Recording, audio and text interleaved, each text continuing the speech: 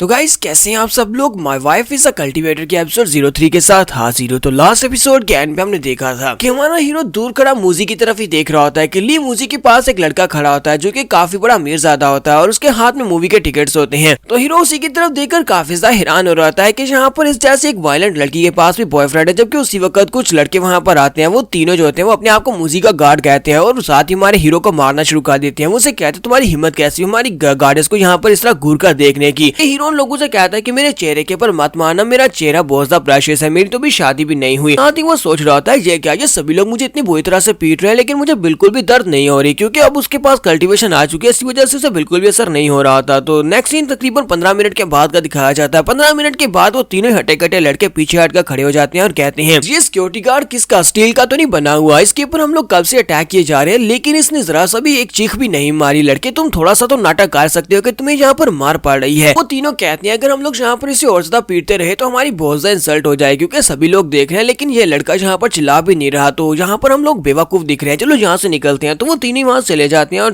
तीनों के चले जाने के बाद हमारा हीरो फिर से उठकर खड़ा हो जाता है और कहता है नहीं ऐसा तो नहीं है कि मैंने यहाँ पर किसी लेजेंडरी कुंफू मार्शल आर्ट्स को सीख लिया है, कोई ऐसी टेक्निक जिसकी मदद से मेरी बॉडी के ऊपर बिल्कुल भी दर्द नहीं होता, वो ऐसी टेक्निक है जिससे मैं अपने आप को इनविंसिबल बना सकता हूँ। फिर साथ ही वो खुश हो जाता है और कहता है तो इस कुंफू टेक्निक की मदद से मैं कहीं पर भी जा सकता हूँ, इस कुंफू मूव की मदद से मैं आज के बाद से एक बॉस बन चुका हूँ, तो यहाँ पर मैं एक डॉन हूँ। तो हीरो में पहले से ज्यादा कॉन्फिडेंट हो चुका है। वो कहता है कि आज तो मुझे बहुत ज्यादा क्लियर चीजें दिखाई दे रही हैं क्योंकि मेरी नजर पहले से तेज हो चुकी है। जरा देखो तो वहाँ पर लड़की की स्कर्ट मुझे कितनी ज्यादा खूबसूरत दिखाई दे रही है, स्कर्ट के नीचे से भी कुछ दिखाई दे रहा है। फिर साथ ही वो कहता है दूसरी तरफ उस लड़की के बूब्स भी मुझे दिखाई दे रहे हैं। फिर साथ ही वो साइड के ऊपर देखता है तो ऊपर वाली बिल्डिंग के ऊपर से उसे कुछ गिरता हुआ दिखाई देता है। वो कहता है कि मुझे ऊपर से गिरता हुआ एक गमला भी दिखाई दे रहा है। फिर साथ ही वो नीचे देखता है तो वहाँ पर एक लड़की नीचे चलती हुई जा रही होती है, तो वो गमला जो होता है उस लड़की के सर में गिरने लगा है। तो वो कहता है तो एक फ्लावर पॉट उस लड़की के सर में गिर जाएगा, मुझे जाकर उसको बचाना होगा। तो वो दूर से जाकर उस लड़की से कहता है कि प्लीज बचो, ये फ्लावर पॉट तुम्हारे सर के ऊपर गिरने वाला है। लेकिन वो लड़की जो होती है वो आगे की तरफ चलती जा रही होती है। तो हमारा हीरो माँ जो होता है वो भागता हुआ आगे बढ़ता है ताकि जाकर उस गुलदान को पकड़ सके, उस फूलदान को पकड़ सके और लड़की को बचा सके। लेकिन जैसे ही वो उसके करीब पहुंचता है इसी के साथ ही वो लेट हो जाता है और वो गुलदान जो होता है वो लड़की के सर के ऊपर पड़ता है, वो गमला से लड़की के सर पर पड़ता है जिससे वो लड़की वहीं पर नीचे गिरकर मर जाती है। तो हमारा हीरो कहता है ये क्या, वो लड़की तो मर गई। फिर साथ ही समझ जाती है कि ये तो एक प्रीमोनिशन थी, यानी कि अभी वो वहां पर गया ही नहीं, उसने पहले फ्यूचर को देख लिया कि उसके सर के ऊपर वो गुलदान गिरने वाला है। तो हमारे हीरो माँ कहता है ये क्या मैं, तो उसी के साथ ही हीरो के डैड उसे याद आते हैं। डैड उसे कहते हैं कि बेटा मैंने तुम्हारा नाम हीरो रखा है, हीरो मतलब यह है कि तुम्हें एक हीरो बनना होगा, उन सभी लोगों की मदद करना होगी जिन लोगों को तुम्हारी मदद की जरूरत है। तुम्हारा हीरो भागता हुआ आगे बढ़ता और कहता है कि मैं इस लड़की को मरने से बचा सकता हूँ। तो वो भागता हुआ आगे बढ़ता है, इसी के साथ ही वहीं पर खड़े खड़े अपनी पावर्स को रिलीज करता है। हमारे हीरो को पता नहीं है कि उसके पास कल्टीवेशन की पावर्स हैं, तो बिना जाने उसकी बॉडी के अंदर से पावर्स रिलीज होती हैं, टेलीकिनेसिस पावर्स रिलीज होती हैं जिससे बड़े बड़े हाथ बनती हैं और वो बड़े जो एनर्जी के हाथ होते हैं वो आगे बढ़ते हैं और जाकर उस फूलदान को पकड़ लेते हैं और उस गमले को पकड़कर वहीं पर डिस्ट्रॉय कर देते हैं। वो गमला वहीं पर टूट जाता है। तो हमारे हीरो के पास जैसी वहां पर से पावर्स यूज होती है, ली मूजी को भी वहां पर झटका लगता है क्योंकि ली मूजी वहां पर पावर फ्लक्चुएशंस को महसूस कर लेती है। वो कहती है जो तो टेलीकिनेसिस की पावर है, जबकि दूसरी तरफ पहली बार पावर्स को यूज करने की वजह से हमारा जो हीरो माँ होता है वो गिर जाता है, वहीं पर बेहोश हो जाता है। बाकी के सभी यूनिवर्सिटी स्टूडेंट्स कहते हैं कि वहां पर कोई बेहोश हो गया, लगता है कि वो सिक्योरिटी गार्ड है, सिक्योरिटी गार्ड बेहोश हो गया है। तो ली मूजी कहती है क्या वहां पर कोई है, चलो जल्दी से वहां पर चल के देखते हैं। तो वो जल्दी से भागती हुई उस तरफ जाती है और कहती है यहीं पर से एनर्जी निकली थी, वो टेलीकिनेसिस पावर यहीं पर किसी ने यूज की थी। तो वो भागती वहां पर जाती है और जाकर देखती है और कहती है ये तो मेरी स्पिरिचुअल एनर्जी है। तो उसे जो स्पिरिचुअल वेव महसूस होती है उसकी अपनी स्पिरिचुअल एनर्जी होती है क्योंकि लास्ट नाइट किसकी वजह से स्पिरिचुअल एनर्जी जो इसकी थी वो हमारे जाओ भाई नहीं हमारे हीरो माँ के पास चली गई है।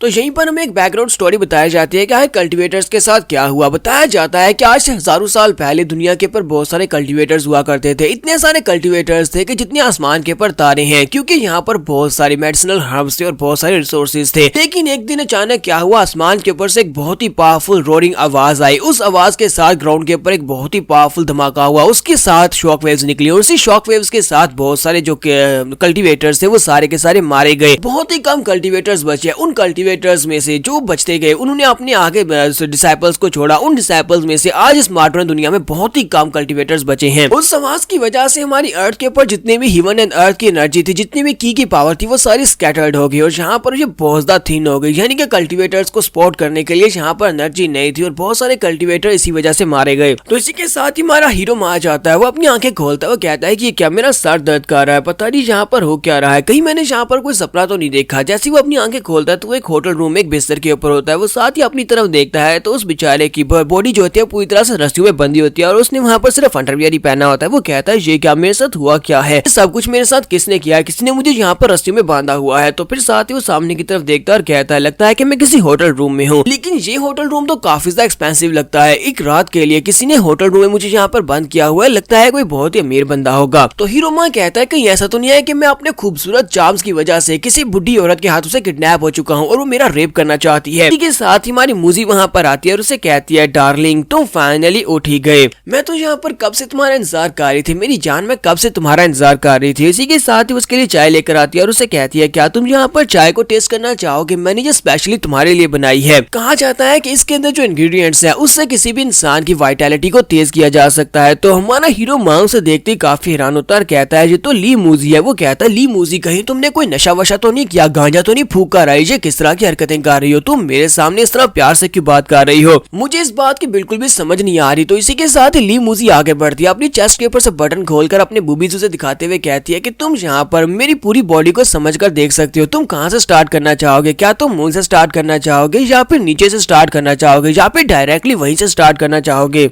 तो हमारा हीरो बेचारा बहुत ज्यादा घबरा जाता है और उसे कहता है कि ली मूजी तुमने मेरी पहली किस को चोरी कर लिया और उसके बाद अब क्या तुम यहाँ पर मेरा रेप करना चाहती हो, मैं सब कुछ तुम्हारे साथ नहीं कर सकता, प्लीज जाओ यहाँ से। फिर साथ ही वो सोच रहा होता है कि मुझे बहुत ही बुरी तरह से डकार आ रही है, ये मूली की डकार है और मैं यहाँ पर इसे रोक नहीं पा रहा। इसी के साथ ही वो फिर से वहाँ पर डकार मार देता है और उसके मुंह से मूली के पराठे की खुशबू निकलती है। ली मूजी इसको सूंघ दिया और उसे बहुत ज्यादा गुस्सा आता है क्योंकि उसे अपनी पहली किस याद आ जाती है, क्योंकि पहली किस तो वो जिंदगी में कभी भी नहीं भूलने वाली। ऐसी वहाँ पर उस बुरी स्मेल को सूंघती है, वो फिर से उसके में मारती है, गुस्से के साथ पीछे हटती है और उसे कहती है मुझे लगा था कि मैं सेडक्शन टेक्निक को यूज करते हुए तुम्हें मोहित कर सकती हूँ, मैंने ये सारी की सारी किसी ड्रामा नॉवल और टीवी में देखी थी। तो लगता है कि अब यहाँ पर इसके साथ काम नहीं चला तो मुझे तुम्हें सच्चाई बतानी होगी। तुम्हारा हीरो से कहता है बताओ सच्चाई क्या है। तो मूजी हमारे हीरो माँ को बताती है मैं यहाँ पर तुम्हें सच बता रही हूँ, मैं एक कल्टीवेटर हूँ जिसे तुम लोग सेलेस्टियल बीइंग भी कह सकते हो, तुम्हारे जैसे आम इंसानों के लिए हम लोग गॉड की तरह हैं। तो हीरो माँ उसे कहता है कि ली मूजी मुझे लगता है कि तुमने वाकई में कोई नशा किया है, तुम गांजा फूक कर आई हो, इसी वजह से तुम यहाँ पर कल्टीवेटर्स और इस तरह की बातें कर रही हो, ऐसे कुछ भी नहीं होते। तो ली मूजी से कहते हैं कि मुझे पता था कि तुम्हारे जैसा ही काम बेवकूफ सा इंसान इस बात के ऊपर भरोसा नहीं करेगा, तुम कल्टीवेटर्स के ऊपर विश्वास नहीं करते, चलो मैं तुम्हें यहाँ पर कुछ दिखाती हूँ। इसी के साथ ही वो अपने पास स्टोरेज डायमेंशन को रिलीज कर दिया। जैसे ही उसको रिलीज कर दिया तो उसके अंदर से वो अपने लिए एक बड़ी सी तलवार निकाल लेती है जिसे स्काई स्वॉर्ड कहते हैं। तो वो उसे कहती है देखो जरा ये देखो, आप यहाँ पर अपनी पैंट के अंदर सुसु मत कर देना। तो हीरो माँ कहता है वो ये क्या बकवास है, ये तुम्हारे हाथ में इतना बड़ा सा टॉय कहाँ से आ गया। तो वो उसे कहती है कि ये कोई खिलौना नहीं है बेवकूफ आदमी, ये मेरा वेपन है, ये मेरा ज़ोडिएक वेपन है, इसको ब्लैक स्काई कहते हैं। तो यहाँ पर हम लोग अपनी एपिसोड 03 का एंड करेंगे। एपिसोड की एक्सप्लेनेशन अच्छी लगी हो तो कमेंट करके जरूर बताइएगा, चैनल को सब्सक्राइब कर दे, वीडियो को लाइक और शेयर कर दे। शुक्रिया।